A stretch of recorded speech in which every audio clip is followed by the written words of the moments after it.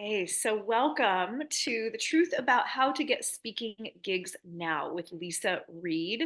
Lisa is on a mission to transform public speaking into a soul filling business growth strategy, helping women, particularly, secure bookings for a lifetime.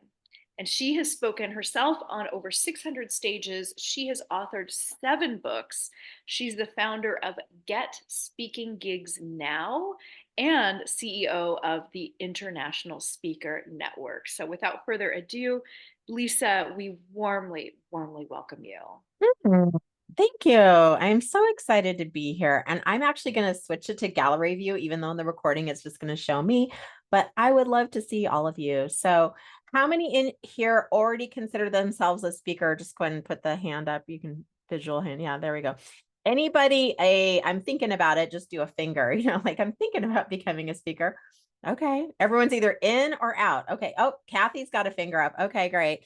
Anybody who just is like, no, I don't want to be a speaker, but I'm really scared, but I'll just sit on your hands and we won't even know that you're sitting on your hands. All good.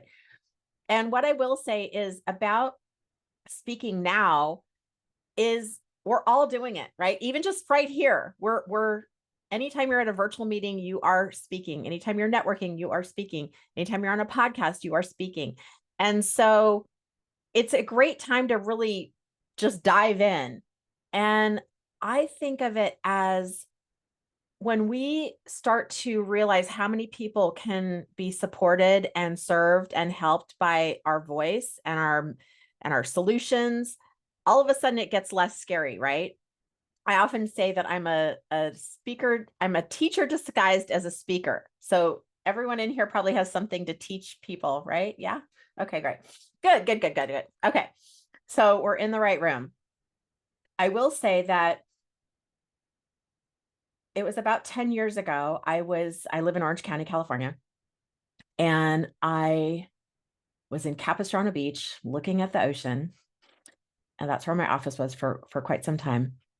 And I had 0 speaking engagements, 0 clients, and 0 email lists. Can anyone ever relate? Can you remember back to when you first started your business and you're like, I'm at ground zero, baby, right? And that first year, I booked 83 speaking engagements. This is what I would call ignorance on fire. Have you ever experienced ignorance on fire where you're just like, I'm going to just go for it, baby, right? Because I don't even know what I'm doing, but I know that it's important work and I know that people can really benefit. So I'm just going to go for it. So I wasn't really caught up in all the like what ifs and what I call speakers kryptonite of like how it could, not go right. I just went for it. And my first talk, and I'm just going to share this just as a little inspo. I know a lot of you are already speakers, but my very first talk came from a phone call I made to somebody that I knew really well. We'd networked before. So I want you to just sort of think of that person in your mind, that person who knows everyone, that person who's going to pick up your call, that person who's a kind person who's willing to connect, right? Like our natural born connectors. Excuse me. And I said, hey, Susie, you know everybody. I'm looking to speak somewhere. Do you know anyone who could use a speaker in their meeting or organization or whatever? She says, well, actually, I have an organization. I'd love for you to come speak. I'm looking for a speaker. Great. I wasn't expecting that, but hey, that's awesome, right? I go in and I speak, and it's about 10 women sitting around a conference table. They're all leaders in a direct sales company. And at that time, I had one offer, and it was to a workshop that was $300. And how I would get clients is I would pass out a piece of paper with the information of the workshop on there. I mean, I would give a value. I would obviously give like a valuable experience in the talk. But at the end, the sales part, I would hand out the piece of paper. And if you want to go to the workshop, put your information down, credit card, all the things, everything on there, right? So this is what I would consider like one of the hardest ways to sell. Okay. And they did. So I had 3 people sign up that day. So there's okay, $900. Great. My first talk ever. First talk ever. I have no PowerPoint. I don't know, none of that. Just have a flip chart. That's it. And then they went on to experience massive growth in the programs that we had. And they spent thousands of dollars. I mean, well over $50,000. And that's just the one talk. So when I get excited about speaking and what opportunities there are for your clients and your potential clients in your future and all these things, like to me, I get really fired up, right? I don't know if you're excited, but to me, that's pretty cool. I didn't even know what I was doing and I was able to be successful. So it's a really fun, even level playing field. As long as you're providing value to the audience and you have a plan, we can make it work. All right. Okay. So the things I want to share with you today are about what do you need to do to get started? How do you actually find the treasure in your own backyard? And that might mean virtual backyard. So it doesn't necessarily mean it needs to be close by. And then what's that number one secret to getting booked and staying booked forever? That's what I teach my clients, because I know that as professionals and entrepreneurs, the sales and marketing is part of it, right? It's not why we got into the business necessarily. Did anyone start their business because they could not wait to do sales and marketing? I don't know, maybe a couple of you. Not usually the heart-centered, purpose-driven. That's not like our top priority. But we realize, oh, that is a top priority. Like we have to do that in order to make an impact.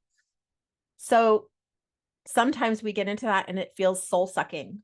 And I think that speaking, for those of us who like to teach, it's a soul-fulfilling way to attract your ideal clients. It feels really good. It feels yummy. Does anyone else experience that when you're speaking? Do you feel like that?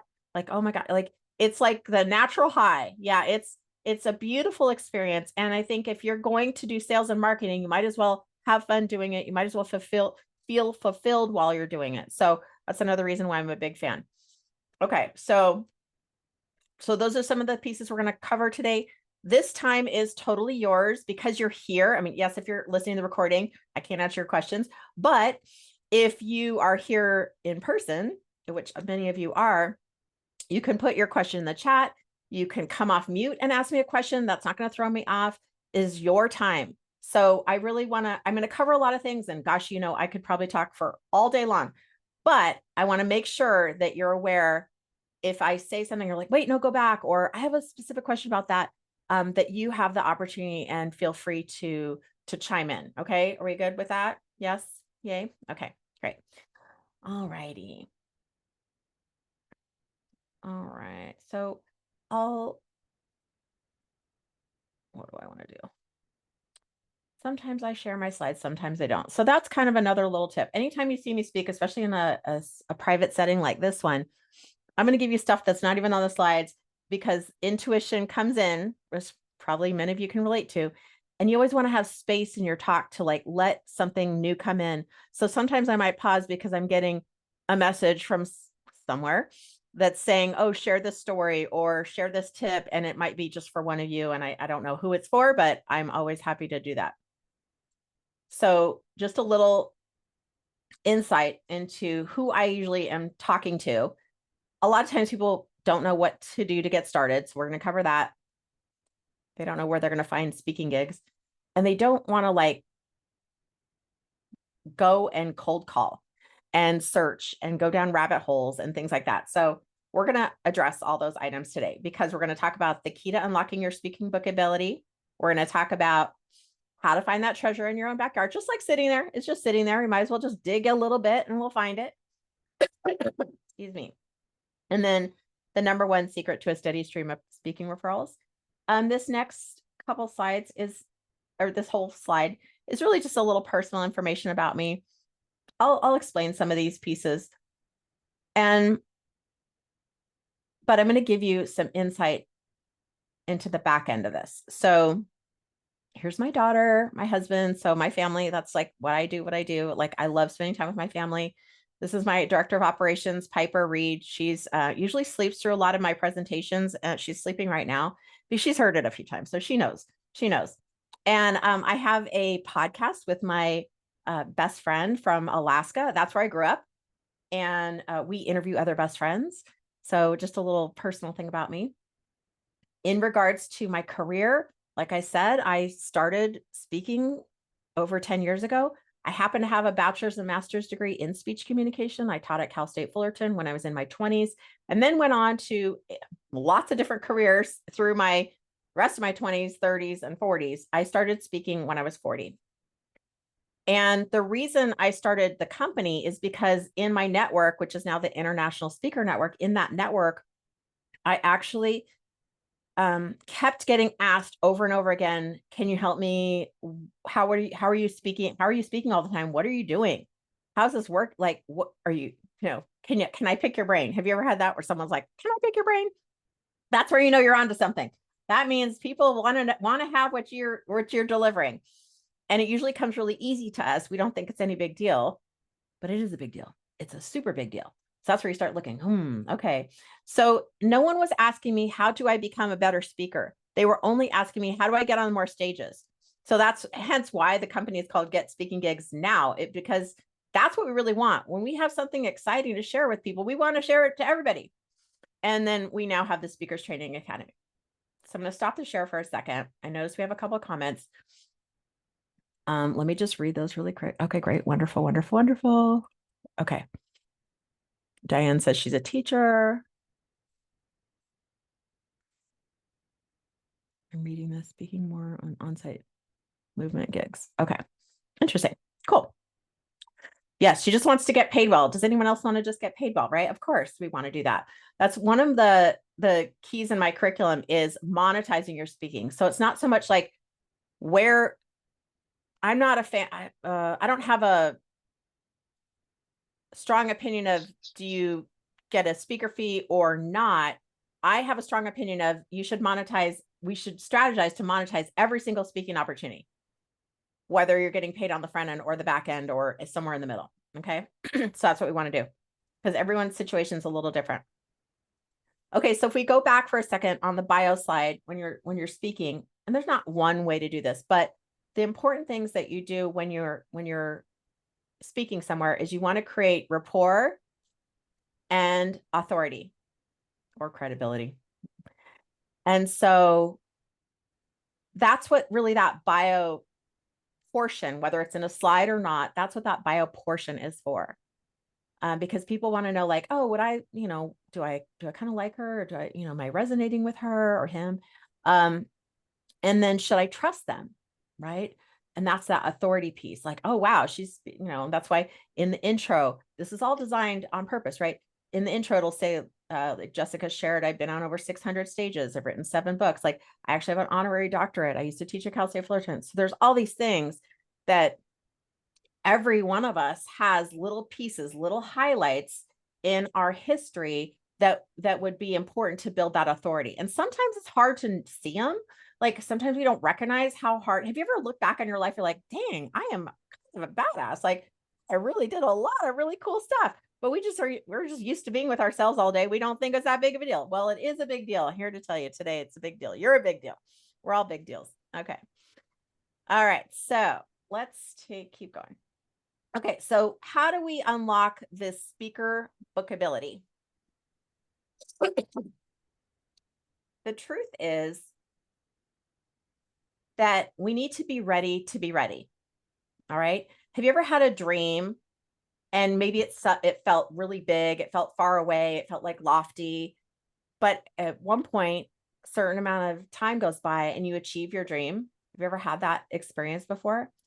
That's when our reality starts to match the dream's reality, right? And so we start to get aligned. So it's the same with speaking. When I say, what do you need to unlock your bookability? You need to be ready to say yes, 100%. So if there's anything in the way of that, that's what we want to address. Many times I'm working with people who are just kind of getting started as a speaker, maybe not started as in business, but are like, yeah, I've always wanted to do that. I'm just not sure, like, how would I put my talk together? Who would I talk to? How would I work it? Like, what would I say as a call to action? They have a lot of questions. And when we're questioning all these things, we're not moving out of the station. We're slowing down. We're kind of getting stuck. So it's kind of time to, when people work with me, like in the Speakers Training Academy, it's like, let's get our homework done. Let's just take care of it, because then all those opportunities are going to start lining up and those doors are going to start opening up, but not if you're not energetically ready. Do you get what I'm saying? Like, does that make sense? Right? So if you ever have like, oh my gosh, don't look at my website. Oh, I'm still working on my business cards, or I'm still working on my talk. I don't have my speaker page ready yet. I don't have, like all those things are telling people, don't ask me. I'm not interested. I don't want this. I'm not ready. Right. And it's protecting us. That's fine. It's okay. There's no judgment on it, but we want to address it, because then all of a sudden all the blinders come off. So the first thing that I'll work on with people, sorry, I had the flu a couple of weeks ago, so I'm still my body's still cleansing. The first thing I recommend is what we do. It's called Get Your Talk Ready to Rock. What that means in my world is we want to have a clear call to action. And I'm actually going to go backwards. So people think it's the title first. That's the last part. So the clear call to action, clear learning points. That's like the meat of the presentation, like the whole thing. Like, what are we going to actually talk about? A description, and then your title. Once you have those pieces, then all of a sudden you're ready to go. That's your product on the shelf, because you'll fill in the slides, you'll get the stuff, but you know this stuff, you know it inside and out. But we just want to package it. We want to edit it down. You probably have decades of experience. So it's like, how do we pull those, let's say, 3 big juicy nuggets that you can really support an audience with? How can you make such a valuable experience for them? And then it naturally leads to this call to action or invitation, right? Call to action is a little masculine sounding, but that invitation that feels really yummy and juicy to you, that you're madly in love with. Because guess what? If you're not madly in love with any of this, the audience will not be in love with it either. Right. So we want to make sure. That's why I think of myself as a talk doula. I'm like, we're literally birthing a talk, and it's your baby. I'm kind of the, OBGYN, doula, midwife, whatever, whoever you need me to be in the delivery room. That's who I am. And we're going to like deliver the baby. You got to look in the baby's eyes and you're like, oh my gosh, I love my baby so much. I can't wait to show my baby to everybody. Right. It's pretty cool. Yes. Yeah. Anu, call to action, clear learning points, description, title. Thank you, Sonia, for clearing that up.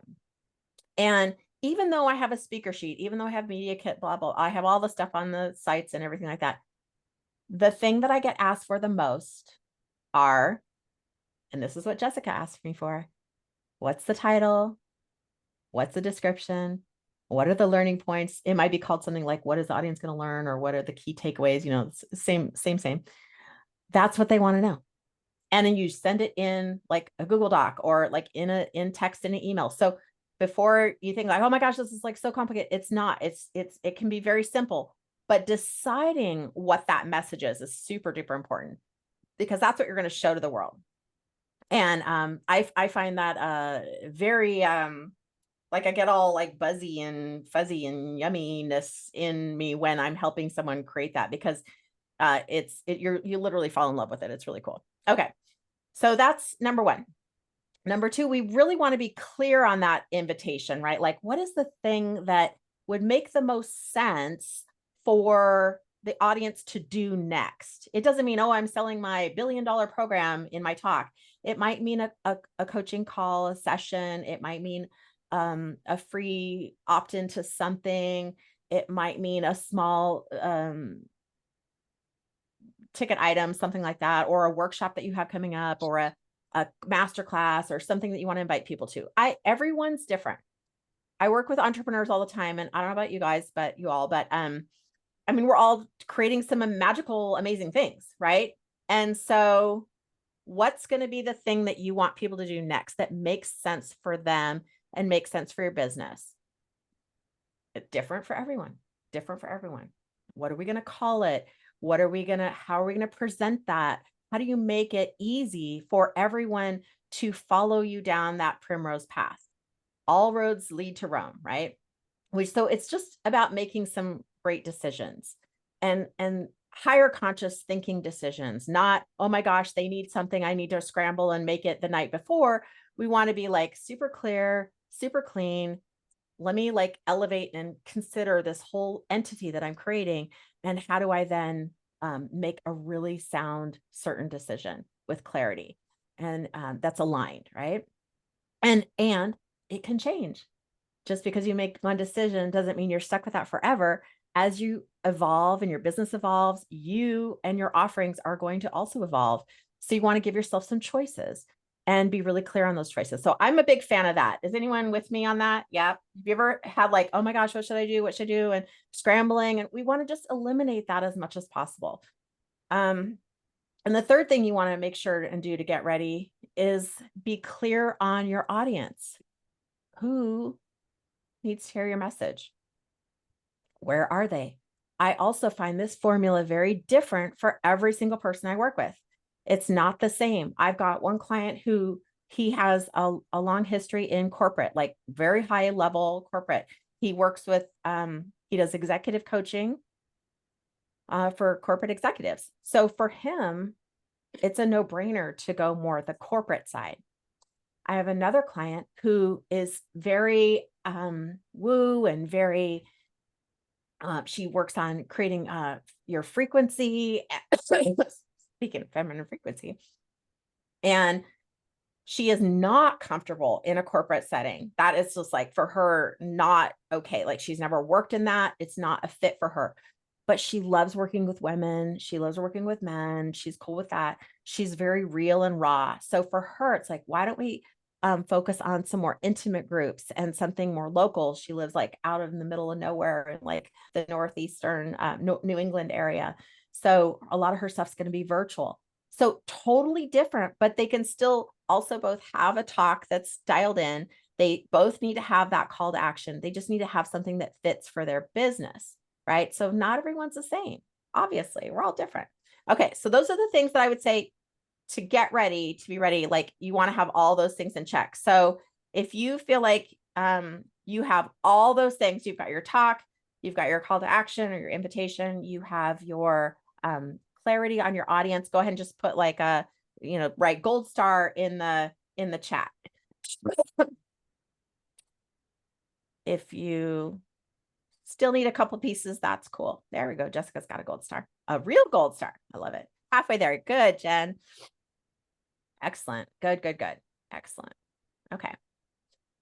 Yeah, 2 out of 3. Sometimes we're like kind of piecing it together. Sometimes I've had clients who have been speaking, but it's not working. And so they're confessing to me, they're saying like, it's not like I'm out there speaking, something's not right, or I'm thinking of giving up because I didn't get any clients. And I'm like, okay, that means there's some holes in the boat somewhere. And it's hard to see the label from inside the bottle, right? We're doing our best. It doesn't mean we're not working hard. Doesn't mean it's not good content. There's just something missing. I had a client one time who really good at building community. She's really well respected, super intelligent, heart-centered, just this beautiful, beautiful person. And she was doing this amazing event. She would do it twice a year. And she's like, she confessed to me as we got to know each other. She's like, Leisa, something's not working. Like I'm not making the sales that I want to make. And I don't have time to do like sales calls or, discovery calls. I just need them to like click the button and sign up. Okay. So we analyzed her whole agenda. It was a 2-day event. And I saw a huge hole in the boat.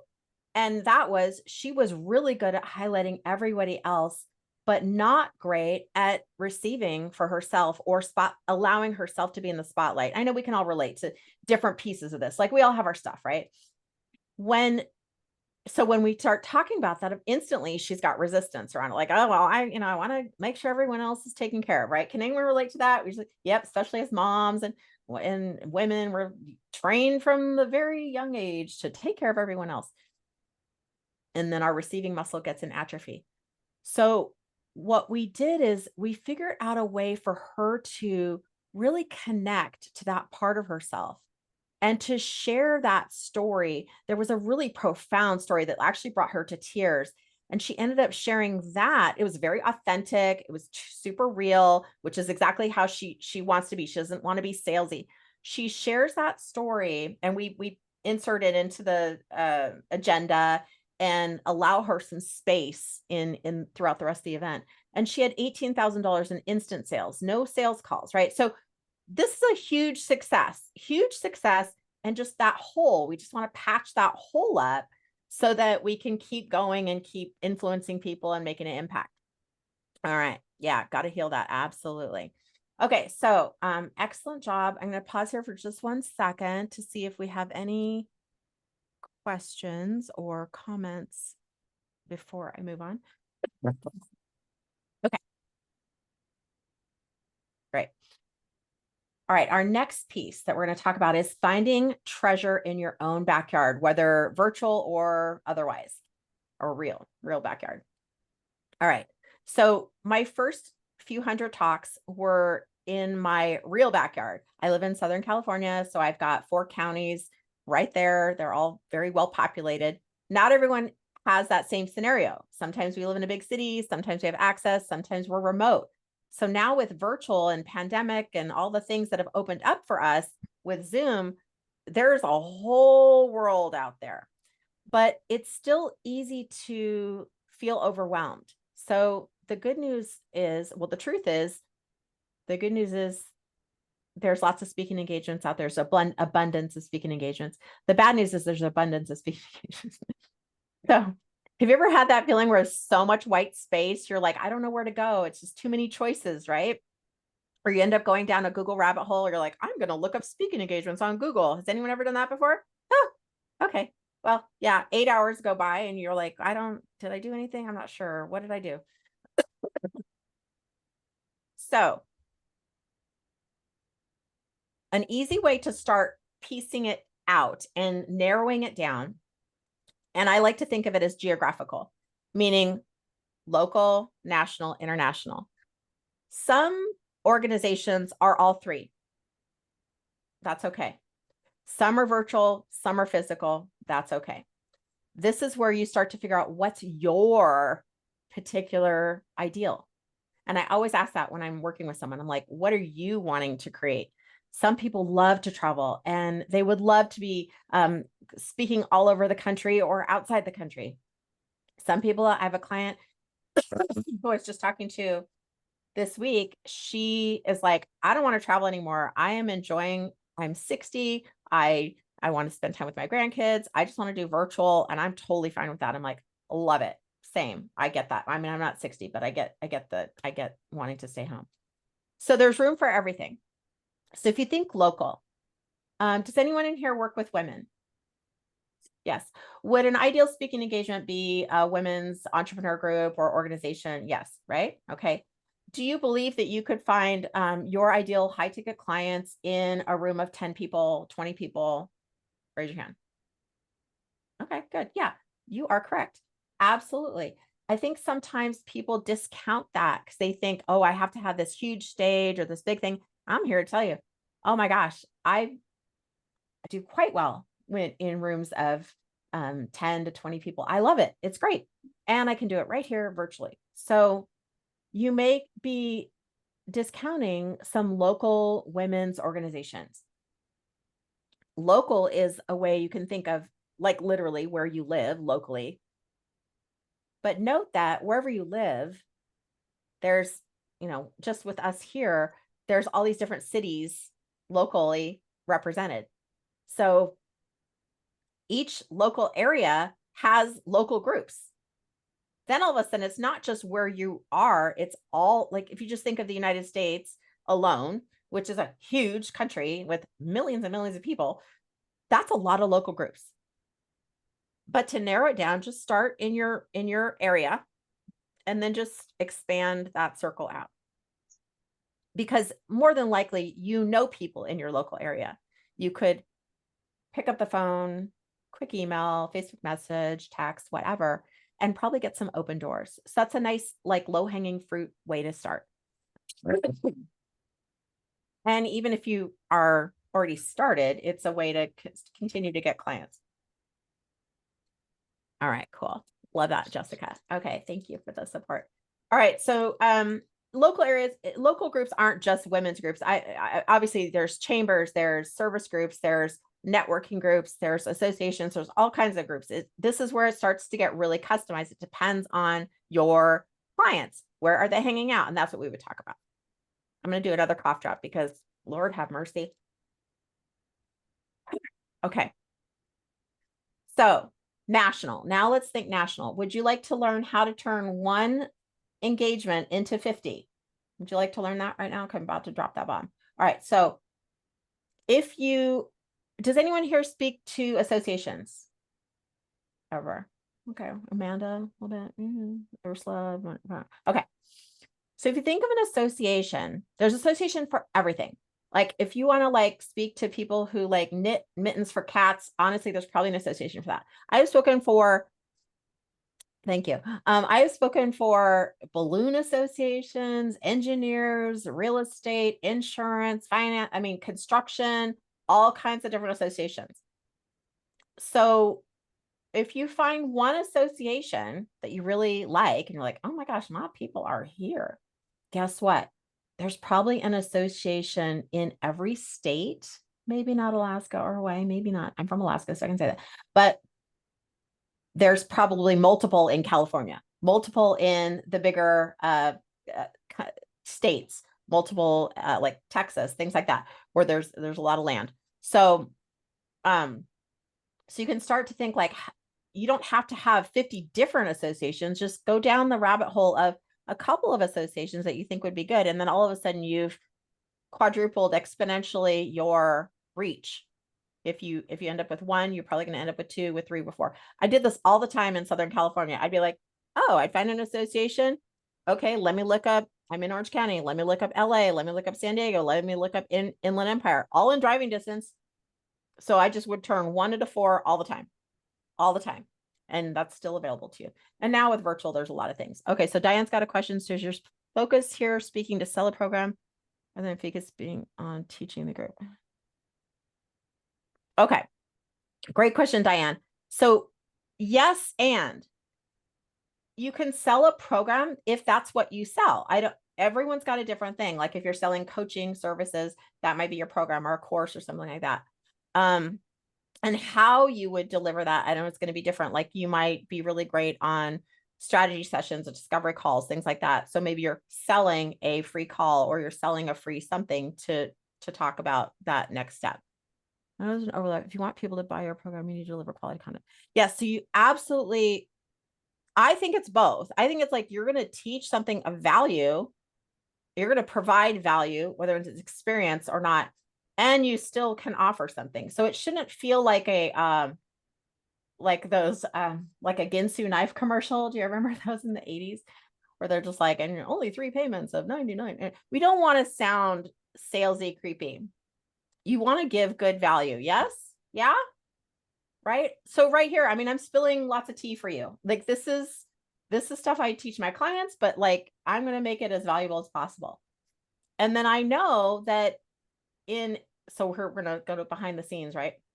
I know that there's certain people who are going to really resonate with my style, with the problems that you may be dealing with. And you're like, I think she could help me. I think she could actually like help me get there faster. So we'll have a conversation if possible. We'll make it easy for you to do that. That's what I think speaking to selling is. I don't think it's like trying to trick people. I am not a fan of like the high pressure. Have anyone ever been in that where you're in like this high pressure weird situation where you feel like you should do it even though you're not really want to? And no. I mean, I think we're well beyond that now, especially in the feminine energy of this new way of doing it. So that's my little soapbox on there. Okay. Okay, so international. We didn't talk about international yet. Now, is anyone in here already an international speaker? Veronica, Amanda, Joanne, good job. Here's the really cool thing. Now, when the pandemic hit and Zoom became more available, we can become international speakers really easily. So if you want to speak in Canada, if you live in the US, if you're living in Canada, you want to speak in the US, like you can easily become an international speaker by selecting opportunities like that. You also may want to travel. You may have family in a different area. So then you can plan a speaking tour or one speaking event around that trip that you have. My husband is from Ireland. So if I wanted to go speak in Ireland, I could just make it around whenever the next time we go to Ireland is. And then if you want to lead a retreat somewhere, like a lot of people lead retreats in Belize or Bali, you can go and do that. Again, all up to you what you want to do, but that's the way you can start thinking of international. Okay, so Diane says, I want to speak as the main thing. Sure, some people may bounce back from background. Okay, so you want to be a keynote speaker is what you're trying to say, Diane. You don't have a program that you want to sell. Okay, yeah. You want to be a speaker as your job, like as your profession. Yes. Okay. Yes, you can do that. And some of my clients do that. My main focus is helping people who want to use speaking as a way to market their programs or services. There are programs that will literally just like, you want to be a keynote speaker, this is what you do. Some of my clients do, a lot of my clients actually dip their toe in both. It just depends on the person. Okay, so let's talk about how do you actually get speaking engagements. Yeah. How you actually get speaking engagements consistently. Oh, there we go. We're getting some questions now. Jen says, can you be a keynote speaker and offer service? And can there be interactive keynote speakers because I take people through? Yes, you can be interactive.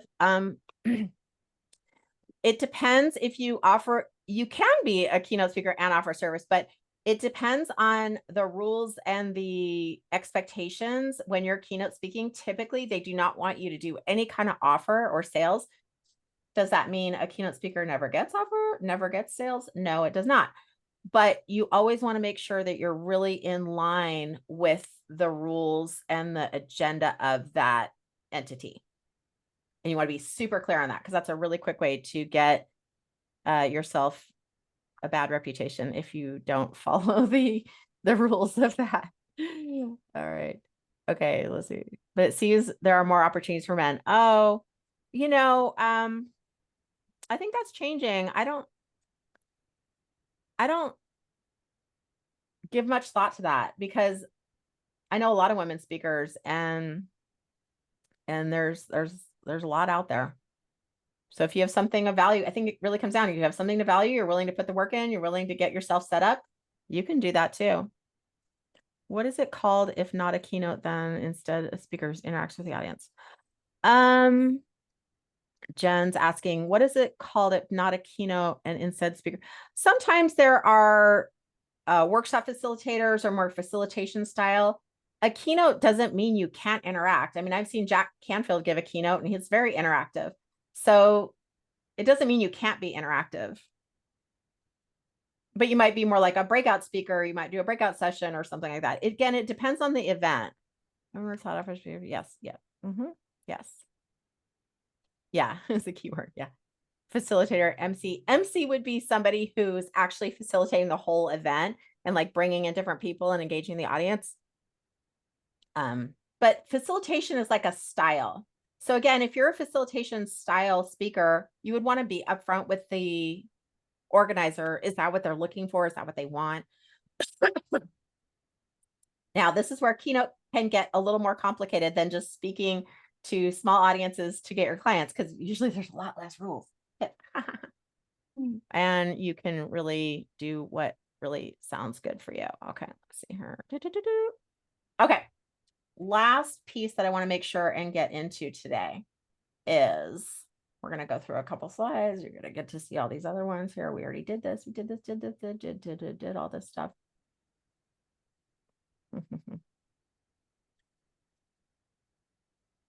Oh, here's a couple success stories of people that I've worked with recently. One of my clients got 5 speaking gigs in her first month of us working together. Another one had a goal of like, I just want to get 12 gigs. I want 1 a month. Done. She did that. $30,000 from a talk without being able to sell. That's what I mean about like, sometimes you can keynote and even if you're not allowed to sell, it doesn't mean you can't sell. I mean, it doesn't mean you won't sell. You might not be able to mention it, but there's ways that you can make it worth your while. So let's talk about how do you get a steady stream of speaking referrals without like cold calling, right? And the truth is really, it's about finding a community of speakers, which is why I created that so long ago. That was a need I had, and it's continued to pay off in dividends. This is how I get hundreds of speaking engagements without cold calling, which is awesome because I don't like Google searching or going down lists and filling out applications that I may or may not ever hear from. And it's something that I call there's a way in which we do it. And we actually teach this at the International Speaker Network. It's called Finding Your Speaker Soulmate. We have an activity that we do 3 times a year about finding your speaker soulmate. And this is what's a speaker soulmate? Someone who speaks at a similar frequency as you, meaning like if they're once a month, twice a month, 3 times a month, whatever that is, that's an indicator if you're on the same page that you could potentially be speaker soulmates. This is someone you know, like, and trust. It doesn't mean that you need to know them forever. You may just be on this Zoom call right now and you're looking at the squares or you're at another event of Jessica's or in her mastermind program, and you're looking at those people and you're like, there's this person that I just really resonate with. Like it's the great time to utilize your intuition. Who are you drawn to? Who do you want to play with? Right. And you get to know them. Are we on the same page? Are you out there speaking? Are we a good match to refer each other? Because and then the sugar on top of this formula is they speak to a similar audience but are not your competition, right? So if you were noticing earlier, I mean, I've got it grid so I can see everybody, but when I said who speaks for women organizations, quite a few hands went up. So that's an indicator. Ooh, they speak to a similar audience as me. So I'm like, I wonder what they speak on, right? I wonder if we would be good referral partners, AKA speaker soulmates. And I have a few speaker soulmates, and I'm always open for business. I'm always looking for other speaker soulmates because that's how I have avoided cold calling for 9 years. I don't cold email, cold call for speaking ever, but I always have 40 or 50 gigs a year. So that's what I would want for anyone who's working with me as well. We want to take the blinders off. Doesn't need to be that hard. Let's make it easy and let's have fun while we're doing it, which is why I resonated with Jessica's event, like the feminine frequency. It's like, yeah, when we lock arms, when we come together, it sure makes it a lot easier to do business, doesn't it? Because we still want to be in business. We still want to make an impact, and we still want to have clients and be able to help people. So this is an easier way to do that. You may be wondering, well, where would I find a bunch of speakers hanging out? That's why we have the speaker network. And so I'm going to invite you to take a look at that if this resonates with you. And start thinking like, where could my speaker soulmate be? Start looking for them. This can make your life so much easier. Sometimes we think, oh, it's got to be like so hard and you've got to contact with so many people. Honestly, one of my speaker soulmates has referred me hundreds of speaking engagements, and I have done the same for her. That's one person. That's how deep those relationships and powerful those relationships can be. In our international speaker network, I had someone who just was telling me the other day that she's like, I just spoke to an audience of 200 people. So she's more on that keynote side, Diane. That she traveled to another state and spoke at this association, and it was in front of a few hundred people. So the International Speaker Network, I consider it a soul-filling and heart-centered group. It is a group of speakers. Some are keynotes, some are brand new, and there's a bunch of us in the bunch of people in the middle. I think of it as a safe space for speakers, and the main requirement is you need to be a nice person. That is the main requirement, because we are a giving type of environment, not a takey kind of environment, but like, how can I support the people in front of me? And when we all come with that type of attitude, then gosh, everyone really wins pretty big. So we do focus on speaker referrals and exposure, visibility, promoting your events. We have people announce, like if they have podcast guest opportunities or speaking opportunities, every single meeting we do that. And we all focus on speaker related topics. It's a very low rate to join. It's $99 to join and then $20 a month. And we'd love to invite you into our circle if that suits you and you feel like that would be really helpful for you. It's at ispeakernetwork.com/join, or just ispeakernetwork.com, and you can go on the QR code if that suits your fancy. I'm going to leave that here, and I'll put that in the chat as well. So ispeakernetwork.com. We've had the group since 2013. I've been to every single meeting except for one in the last 10 years. And we have fun. I feel like it's Christmas every day. A couple of the bonuses that you can get when you join, we do get a call together. I want to hear, where are you speaking? What do you speak about? Who's your audience? Because I get to talk to everybody. So I can usually start connecting you with other people. You get a free masterclass and you get the Speaker Soulmate system, referral system as well. Pretty simple. So what we did today is we covered unlocking your speaking book ability. I'm gonna do a quick review and then I'll look at the chat and see if we can have some time for some questions and things like that. Uncovering the treasure sitting in your own backyard. So hopefully by now you're thinking of like, ooh, I haven't thought of this local place. I haven't even hit them up. I could call this person. They know everybody. Or national. Wow, what associations have I spoken to? Or what associations would be good for me? Maybe I could isolate 2 or 3 associations that would really, really have my ideal clients sitting right there in the room. Maybe they need speakers, because usually associations need a speaker every single month. And then international, maybe you're dreaming of having a retreat or doing something bigger, or maybe you're going on a trip and think about, well, I could probably just try to find the speaking engagement there. Then the whole thing is written off. I'm not an accountant, by the way, but business expense. And then how do you maintain the flow so you're always trickling in those consistent prospective clients, those consistent opportunities, consistent ways to get visibility in your business, and that's through speaking on a regular basis. You might as well, especially if it's virtual, you just click the button and you click the button. If you're going to be at a networking event, why not be the speaker? That's my motto, because then you're the expert in the room. And that's the way I built my business over the last 10 years. And it worked when I was ignorance on fire, and it still works now, even though I know what I'm doing. So I encourage you to give it a shot. This is the link again. If you decide that you'd like to join us, I will put in the chat. I haven't done that yet, at ispeakernetwork.com. And I will share one other. Let me just stop the share for a second and look at the questions really quick. Make sure I'm not missing anything. Okay, when do we meet? Great. And where? We meet on Zoom, and we meet on the first Tuesday of the month from 1 to 3 Pacific. So it's 1 to 3 Pacific. Let me put some info in the chat here. I'm going to put some links in the chat. I'll put the link to join the network. And then I'm going to put an additional link in there. And this is for anyone here who is thinking, yeah, I know that I've been thinking about doing this for a while and it's just either not working, or I just need some support. I want to get it done quicker than it would be to do on my own.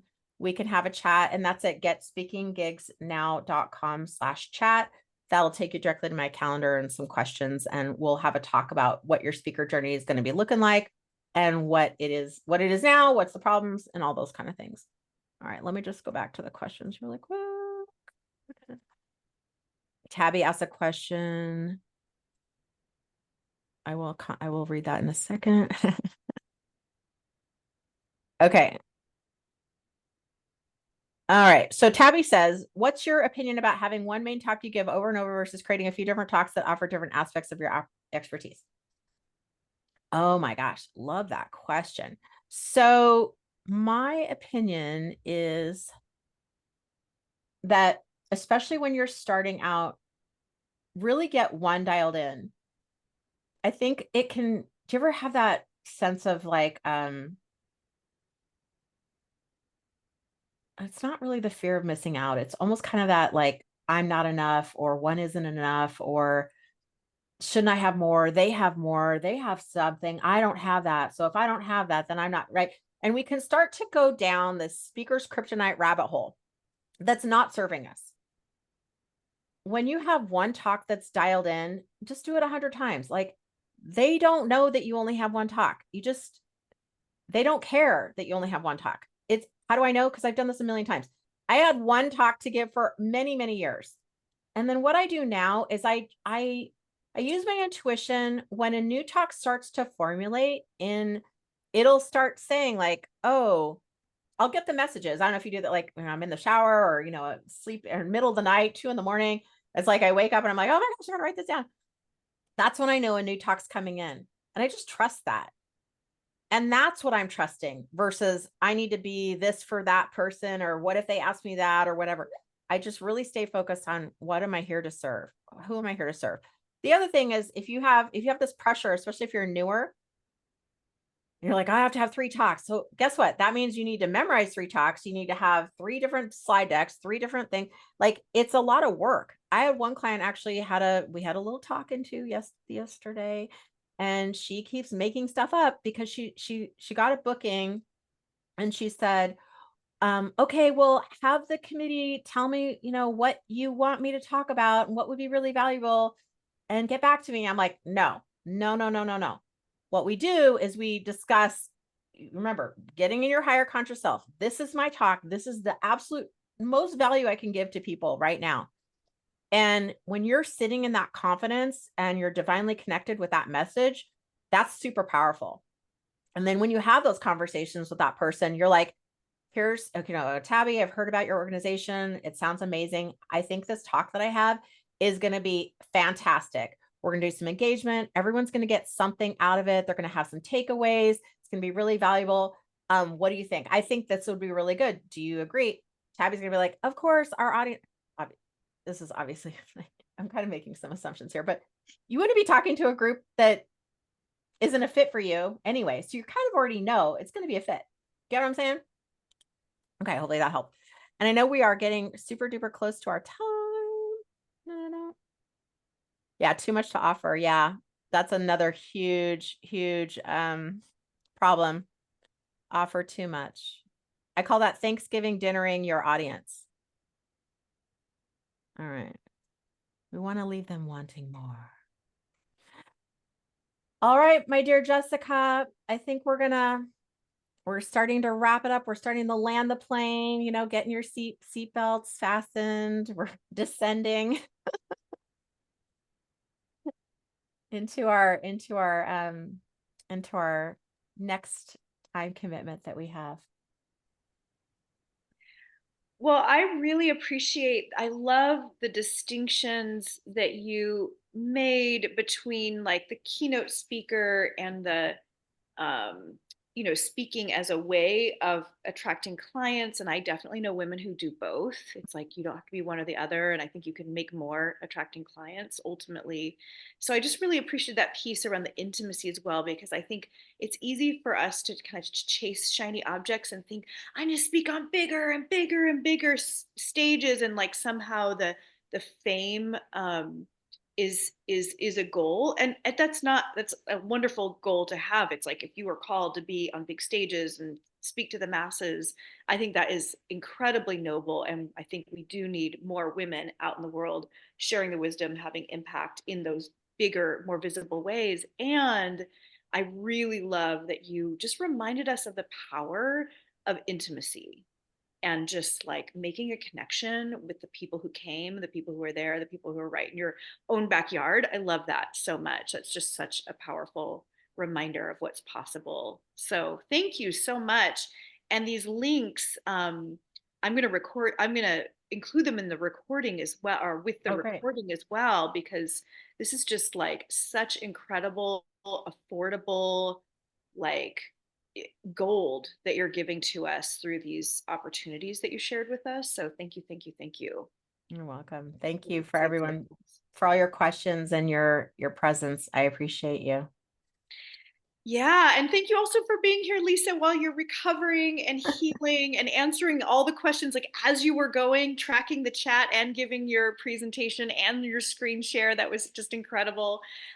Any final sentiment or wish that you would like to leave the women with before we end today? Yeah, I had the pleasure of having a really amazing dad, and I hopefully that was the experience for most of you as well. I know sometimes that's a missing relationship in our life. And my dad would always say, do what makes your heart sing, which I have a feeling if you're on this call, you're probably already doing it. But that's just how I feel about speaking. And I think if you were going to dream it, if you imagine yourself on that stage, whatever that stage looks like, I think that's a reason for you to do it, because you wouldn't imagine it if it weren't possible. Beautiful. Thank you so much, Lisa. Thank you for your Okay. time. And wise women, thank you so much for your time as well. It's a busy time of year, it's a busy time of day, and I just really appreciate you all for showing up and being part of this conversation live with us. So, blessings, Lisa. I hope you're all stepping into a nourishing rest of your week. And yeah, just gratitude, gratitude from all of our hearts, Lisa. Thank you. Thank you, everybody. Love all your beautiful notes. Thank you.